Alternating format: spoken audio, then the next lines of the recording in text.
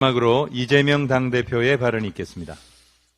네, 우리 박정년 최고위원님의 이 최고위 합류를 다시 한번 환영합니다.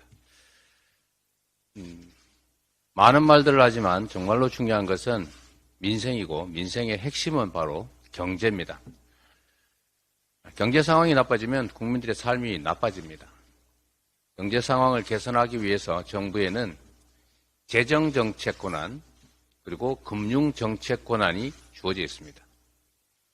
돈을 풀면 물가가 오르니까 돈을 풀 수 없다라는 단순한 생각으로는 이 복잡한 경제 현상을 해결해 나갈 수가 없습니다.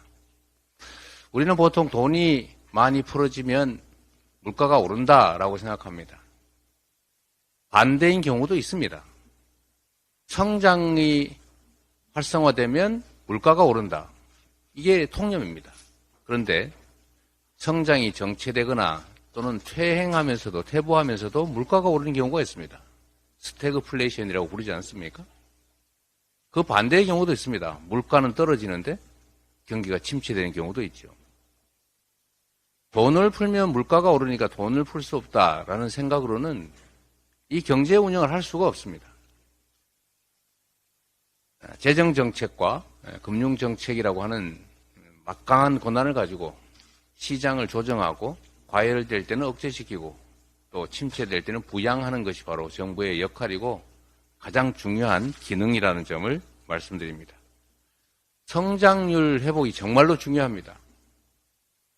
최소 3% 성장 회복을 위해서 머리를 맞대고 대화해야 합니다.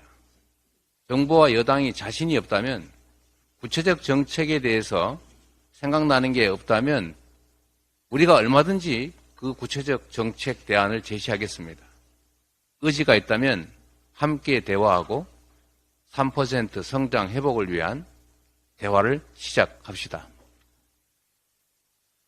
전세 사기 관련해서 지금 정부가 피해 지원 대책을 발표했다고 합니다. 역시 알맹이가 없습니다.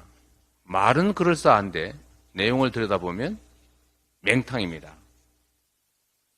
수사기관이 얼마나 많은 범죄자를 잡았나, 얼마나 많이 처벌했나, 피해를 입지 않기 위해서는 뭘 하면 되냐, 어플을 소개하는 이런 게 정책입니까? 전세 사기 대책의 핵심은 전세 사기 피해자들의 피해를 구제하는 것입니다. 다시 한번 말씀드리지만 전세 사기 피해 앞으로도 계속 늘어날 것입니다. 가해자들을 잡는 거 당연히 해야 됩니다. 그러나 거기를 넘어서서 정부가 책임을 지고 부담을 해가면서 이 피해자들에 대해서 피해 대책을 강구해야 합니다. 피해 대책의 핵심은 보상입니다. 선구제, 후구상. 어제도 말씀드렸지만 정부가 돈 한 푼 들이지 않고 말로만 책임지겠다. 어차피 있는 수사기관 동원해서 가해자를 잡겠다. 이런 것만으로는 문제 해결이 되지 않습니다. 살아남을 수 있도록 이 세상에 기대를 가지고 희망을 품고 다시 미래를 설계할 수 있게 해야 합니다.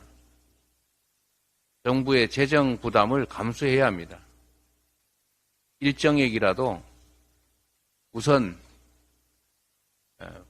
지원을 하고 그 해당되는 부분은 정부가 나서서 구상을 하면 됩니다. 손실이 발생하면 정부가 부담해야 됩니다. 그게 바로 정부가 할 진정한 역할이고 진정한 전세 사기 대책이라는 말씀을 드립니다. 회의를 마치겠습니다. 수고하셨습니다.